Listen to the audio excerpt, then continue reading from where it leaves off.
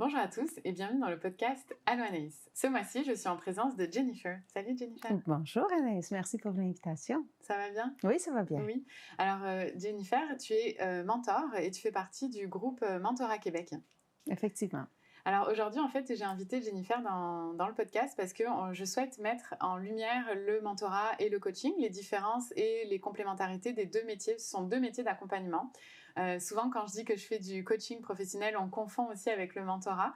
On le voit aussi dans les épisodes précédents avec les entrepreneurs que je passe en entrevue. Souvent, ils se font mentorer, mais pas coacher. Donc aujourd'hui, on va justement mettre en exergue en fait ces différences et ces complémentarités. Alors merci d'avoir accepté l'invitation du jour pour parler de ces sujets-là.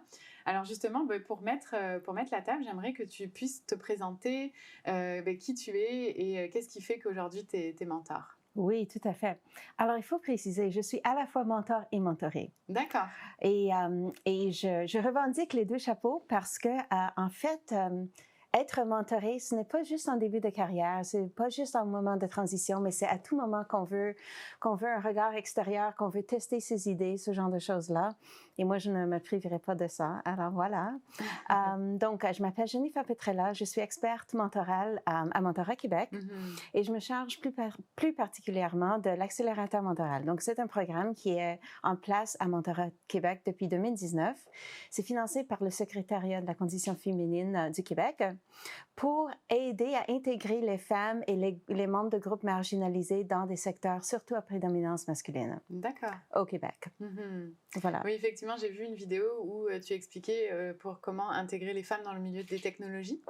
Et c'est vrai que c'est un milieu très masculin, donc c'est intéressant d'avoir un accompagnement dans ce milieu-là. C'est très intéressant. Et ce que je constate souvent, c'est que les femmes qui intègrent un secteur à prédominance masculine, technologie, sciences, génie, elles ont souvent une excellente formation dans leur domaine, mais elles n'ont pas une formation plus large dans des questions plus sociologiques, philosophiques. Donc, elles vont entrer dans ce milieu-là et elles vont faire face à des obstacles systémiques liés à leur genre ou liés à leur identité de membre d'un autre groupe marginalisé, et ils ne le sauront pas.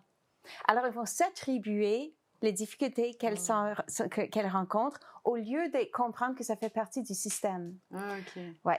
Alors là, le mentorat, un caisson d'écoute, un regard extérieur, surtout de la part de quelqu'un avec plus d'expérience, devient très, très intéressant. Oui, exact. Mais justement, est-ce que tu pourrais nous donner une définition de qu'est-ce que du mentorat au final? Oui. Donc, on a une définition du mentorat à Mentorat Québec qui s'appuie sur plusieurs éléments. L'élément sur lequel j'aimerais mettre l'emphase aujourd'hui, c'est l'expérience. Parce que c'est là où on a une particularité du mentorat qui se diffère du coaching.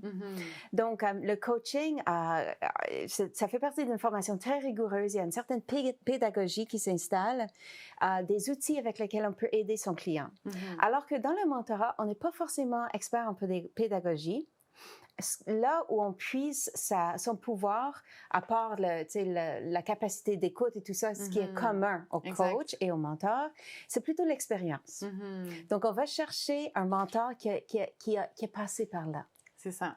Et qui a la bienveillance et la bonne volonté de vouloir donner au prochain.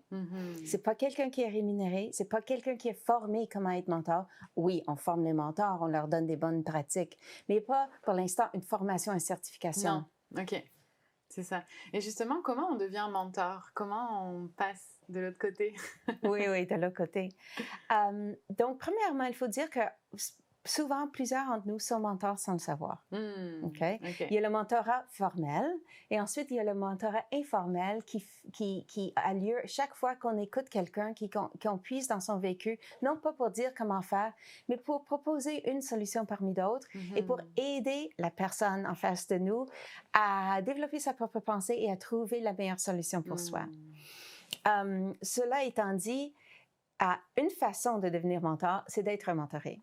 Parce qu'une fois qu'on a eu l'expérience d'être mentoré, là, on a souvent le goût de donner au prochain. On aime entrer dans cette relation de donner, recevoir, réflexion. C'est une relation privilégiée, normalement un à un. Il y a d'autres formes de mentorat de groupe, mentorat en pair. Mais traditionnellement, c'est des DIA, de mentor-mentoré. Puis, vraiment une relation privilégiée où il y a quelqu'un qu'on ne connaît pas. Oui. C'est pas notre famille, c'est pas notre ami, c'est quelqu'un qui se donne à nous de façon bénévole et généreuse pour nous aider à cheminer, pour nous aider à bâtir nos propres valeurs et décider où on veut aller. Une fois qu'on a éprouvé ce don, l'être humain, naturellement, veut le rendre. Et le redonner, oui, tout à fait. C'est vrai que c'est un bon truc de se dire, OK, je vais d'abord me faire mentorer avant de donner. Ça permet de voir aussi comment ça se passe, quel est le processus, quels sont les éléments qui sont partagés aussi. Puis tu as dit aussi quelque chose d'intéressant tantôt, c'est que généralement un mentor, c'est quelqu'un qui a de l'expérience, qui est déjà passé par ce chemin-là. Et c'est vrai que quand tu es entrepreneur, par exemple, parce que moi c'est beaucoup les entrepreneurs à qui je parle dans ce podcast-là, et souvent, tu sais, on se pose des questions, mais par quel chemin on doit passer, comment on fait pour aller chercher une plus vaste clientèle, comment développer son réseau, etc. Et je trouve qu'avec le mentorat, ça permet de voir comment c'est possible. Ça rassure aussi de se dire, tu sais, il y a déjà quelqu'un qui est passé par là. Oui. OK, je peux suivre ce même chemin, c'est safe. Oui, exactement. Oui. Et l'idée d'être safe, d'un espace sécuritaire est extrêmement important. Dans le cas des entrepreneurs, c'est particulièrement enrichissant. Il y a plusieurs études sur les bienfaits du mentorat pour les entrepreneurs, justement. Par ailleurs, le gouvernement du Canada en a réalisé un il y a quelques années.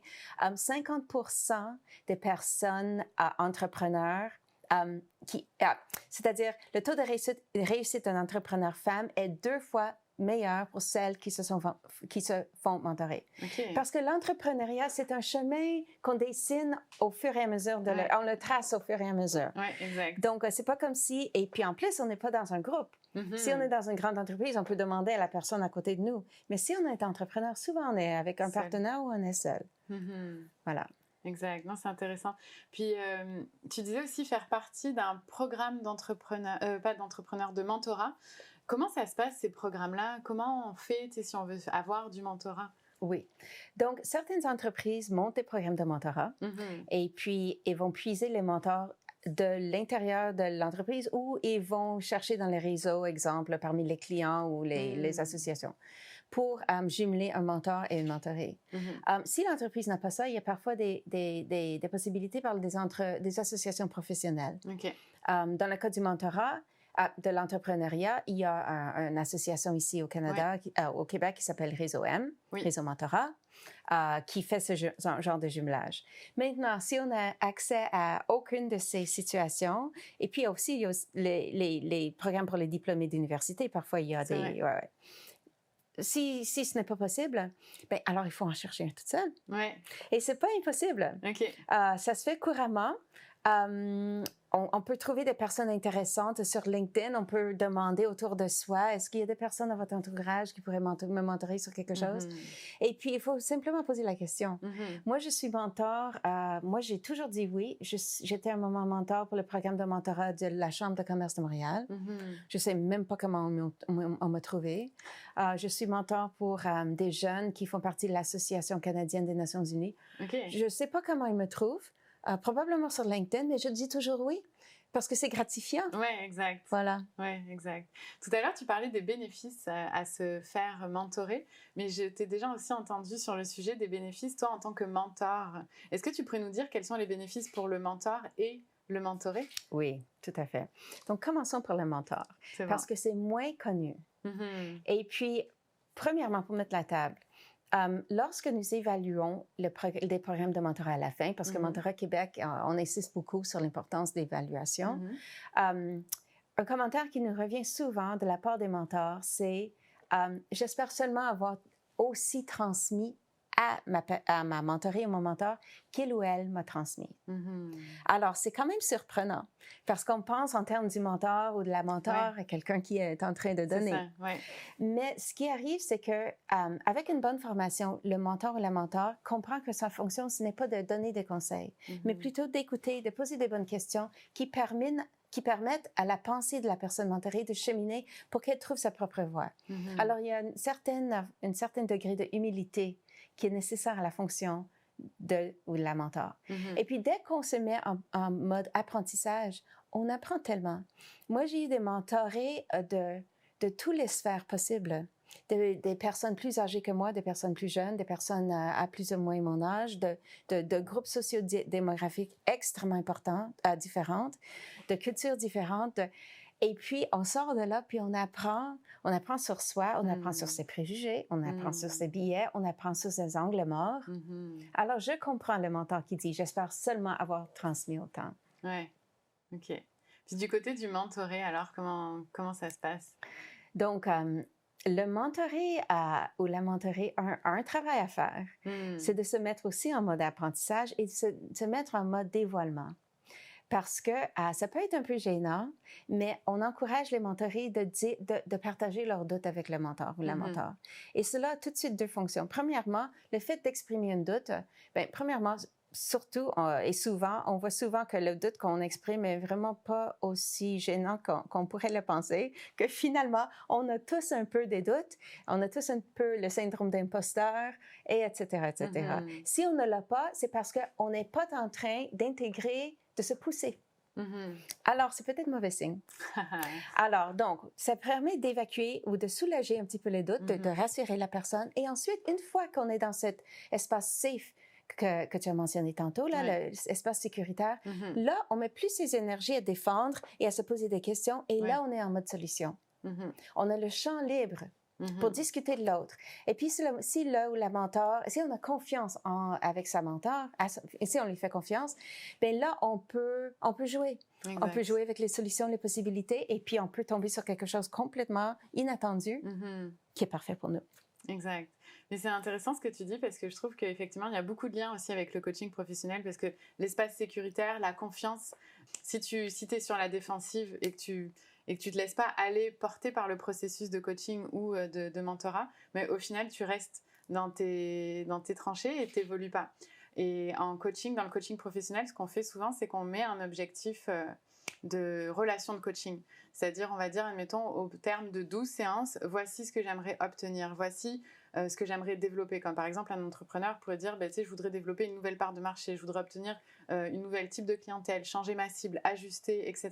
Fait que là, on part avec cet objectif-là, puis de séance en séance, on avance vers l'objectif. Puis la différence que j'entends avec le coaching professionnel et le mentorat, c'est que par exemple, nous, en tant que coach, on ne va pas proposer des solutions aux clients. Tu sais, ça va être vraiment, on va rester collé à la pensée et à la réflexion du client, puis on va essayer de faire cheminer le client par lui-même. Alors que là, ce que j'entends du mentorat, c'est qu'on peut parfois dessiner ensemble, co-construire une solution ensemble pour aller soit vers une solution qui était proposée par le mentor, le mentoré, ou une troisième option qui serait possible d'un mélange des deux.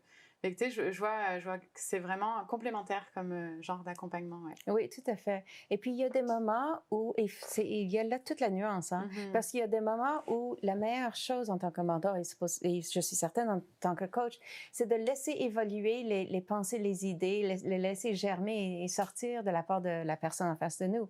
Mais il y a d'autres moments où la personne en face de nous ne sait honnêtement pas ce qui est possible. Ouais. Et puis, parfois, on adopte cette posture, ne serait-ce de façon transitoire, de dire, voilà ce que j'ai fait, ou voilà ce que j'ai pu observer dans mon expérience. Et puis, oui, c'est possible. Alors. Ouais, c'est ça. Il y a la notion aussi, je trouve, de partage d'expérience, on l'a dit, mais d'inspirer au final, de dire, j'avais pas pensé à ça, et c'est vrai que c'est inspirant. Et moi, je vois le mentorat comme, ok, moi j'aimerais aller chercher, comme on pourra discuter peut-être des critères aussi, comment sélectionner un bon mentor, mais de ma perception, c'est de me dire, ok, c'est quelqu'un qui m'inspire, qui me donne envie de faire le même parcours, ou qui est déjà arrivé à là où je voudrais être, par exemple. Mais c'est ça, si on devait, admettons, si les gens qui nous écoutent ou qui nous regardent aujourd'hui souhaitent aller chercher un mentor, tu sais, selon toi, quels seraient les critères nécessaires? Bien, la première critère est celle que tu viens de nommer. Donc, que la personne est ce que nous cherchons, que ce soit l'expérience, que ce soit... Et l'expérience, ça peut être à surmonter une faillite aussi bien que faire une grande réussite. Que la personne... Ou ça peut être aussi moins matérialiste, ça peut être une attitude, ça peut être une façon d'être dans son milieu professionnel, par exemple. Oui, un comportement. Un comportement, tout à fait. Donc, de demander à cette personne-là de pouvoir cheminer auprès d'eux pour apprendre, pour se modeler, le prendre comme modèle un peu. Hein? Ouais. Et puis, ensuite, il faut laisser la confiance s'installer. Hein? Puis, parfois, on voit les mentorés qui demandent un mentor sur des mauvaises bases.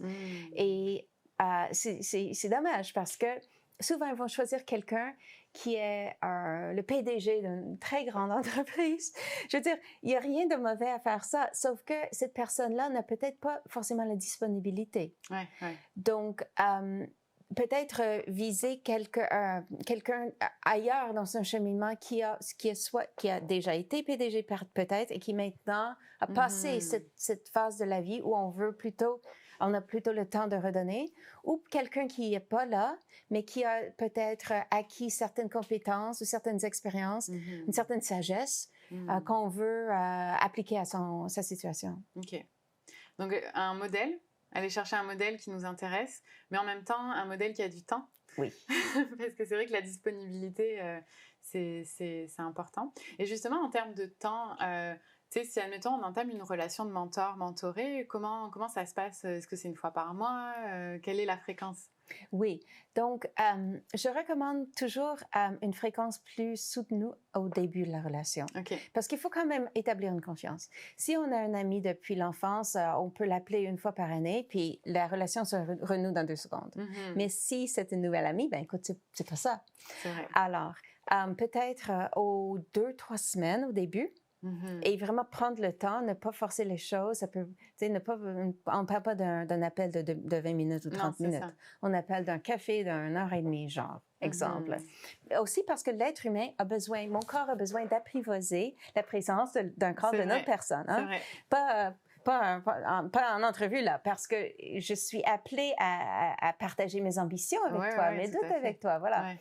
Donc, il y a cette chose-là. Ça ne veut pas dire qu'une bonne relation mentorale doit se faire en présentiel, pas du tout. Mais il y a quand même cet élément animal chez l'être humain qui doit être pris en compte. Alors, mettons, aux 2-3 semaines au début, et puis après, une fois que le rythme est bien établi, là, on peut continuer comme ça. Et puis souvent, on dit tous les semaines, hein, ils prennent tellement de plaisir les 2 parties, ou bien au mois. C'est moins important à ce moment-là. Ouais. Okay. Donc, il n'y a pas de règles, c'est en fonction des besoins, mais dans tous les cas, au début, de manière plus fréquente, histoire de s'adapter l'un à l'autre et de voir est-ce que ça nous correspond aussi. Parce que, tu sais, en coaching, on dit qu'il faut qu'il y ait une bonne correspondance entre le coaché et le coach, parce que s'il n'y a pas la confiance ou s'il n'y a pas l'énergie aussi qui transparaît, c'est quelque chose d'important aussi à jauger. Ouais. Tout à fait. Tu as noté un point aussi, c'est pas obligatoire d'être en présentiel pour faire du mentorat. Est-ce que tu pourrais nous en dire plus? Oui, donc c'était une des belles et grandes découvertes du COVID, de la pandémie. Tous les programmes qui étaient très, très décidés que c'était impossible de le faire en Zoom, ben, ils se sont révisés. Ouais. Je ne connais pas de... maintenant, il faut dire que je ne travaille pas sur le mentorat pour les jeunes. Hein? Alors, peut-être que c'est différent. Mais pour les adultes... on ne voit vraiment pas de mauvais côté, quoi. Ça se fait très, très bien. D'accord. Donc, on peut faire à la fois en présentiel, au téléphone, sur Zoom, peu importe le moyen, du moment que ça correspond bien aux deux parties. Voilà. D'accord, ouais. Voilà. Et puis, donc, tu l'as mentionné aussi tout à l'heure, Mentorat Québec propose des formations si on souhaite devenir mentor. Tu veux nous expliquer un petit peu? Oui. Donc, Mentorat Québec, c'est vraiment une organisation exceptionnelle. On a des outils vraiment fabuleux dans notre espace membre et tout ça. Et en plus, on a un forum une fois par année au mois de janvier. Donc, le mois de janvier, c'est le mois du mentorat à travers le monde, pour ceux qui aiment ça. Et puis, nous, ici au Québec, on fait aussi un forum du mentorat à la fin, où tout le monde qui est passionné par le mentorat peut venir et puis écouter des personnes inspirantes et faire des ateliers de formation et tout ça. Mentorat Québec ne forme pas des individus. Mentorat Québec peut accompagner des entreprises, des organisations pour monter des programmes de mentorat. Et on fait souvent du développement pour nos membres. Donc, on va faire un webinaire, exemple, meilleures pratiques pour les mentors, pour les mentorés, pour promouvoir l'inclusivité au sein d'une organisation, quelque chose comme ça. Voilà. D'accord, OK. Et c'est quoi finalement un programme de mentorat? Un programme de mentorat, c'est quand une association ou un groupe quelconque prend en charge l'organisation de la relation mentorale entre des personnes ou entre des groupes de personnes. Donc, ce n'est pas l'individuel, c'est en groupe. En groupe, voilà. OK. Et alors, quelle est la différence entre faire du mentorat one-on-one et en groupe? Oui, donc il y a le mentorat traditionnel DIAD, one-on-one. On connaît tout ça. Il y a un mentor, il y a une mentorée. Des mentorats de groupe, ça peut être, par exemple, ça peut être 2 mentors avec 4 mentorés, un mentor avec 2 mentorés. On faisait ça, j'étais mentor bénévole à la Chambre de commerce de Montréal pour les nouveaux arrivants. Et ça fonctionne très bien parce qu'on a en face de soi deux personnes qui arrivent d'ailleurs et puis ils posent des questions et puis ils se répondent aussi. Parfois, ils trouvent des solutions entre eux que moi, je ne connais pas. Moi, ça fait 20 ans que je suis là. Eux, ça fait 2 ans. Donc, ils sont plus au fait, par contre, tu vois. Donc, ça fait une belle dynamique. Si on a 2 mentors et 4 mentorés, quelque chose comme ça, bien là, il y a une autre dynamique qui s'installe. Donc, toutes les configurations sont possibles. Il faut garder quand même les groupes 5-6 personnes pour que chacun puisse poser ses questions et tout ça. D'accord. Ensuite, il y a le mentorat entre pairs. Et en pairs proches. Donc, entre pairs, c'est 2 personnes au même niveau. Et pairs proches, c'est quelqu'un qui est là depuis peut-être 2 ans de plus que moi. Donc, il s'est intégré à l'entreprise récemment. C'est pas un mentor qui est là depuis 20 ans. Il va pas avoir les mêmes enjeux. Il va pas comprendre l'entreprise de la même façon. Voilà. OK, je comprends. Donc, il y a plusieurs configurations possibles pour suivre du mentorat. Et là où c'est différent du coaching, par exemple, nous, on fait du coaching seulement en individuel, surtout quand quelqu'un va parler de ses doutes, de ses peurs, de ses bloquants. C'est vraiment juste le coach et le coaché. Ça peut arriver qu'on fasse du coaching d'équipe. Par exemple, il y a une problématique au sein d'une équipe, par exemple, je ne sais pas moi, dans des livrables ou dans la communication. Donc là, le coach peut intervenir de manière ponctuelle ou en fonction des besoins de l'équipe, mais va coacher l'ensemble du groupe sur une problématique commune. Et chaque personne ne va pas forcément parler de ses doutes ou de ses craintes. Donc c'est moins intime, mais ça permet de résoudre des problématiques d'équipe. Mais c'est intéressant de pouvoir effectivement aussi faire du mentorat de groupe parce que comme tu l'as dit, ça permet d'avoir une autre dynamique et de répondre de manière différente à des questions. Donc, je trouve ça intéressant. Écoute, je vais te raconter une histoire. On était à la chambre de commerce justement et j'avais en face de moi 2 jeunes mentorés, une Nigérienne et une Française. Et puis, c'est aussi au mentor d'établir le climat de confiance. Et puis, quand on forme des mentors, on les encourage parfois de parler de leurs échecs autant que leurs succès. Parce qu'en tant que mentor, souvent, les mentorés pensent qu'on n'a jamais échoué, alors que ce n'est pas du tout le cas. Et puis, une petite histoire bien placée, on n'est pas là pour parler de soi, mais parfois, un petit exemple peut leur soulager un petit peu, leur redonner confiance. La Française, elle avait de la difficulté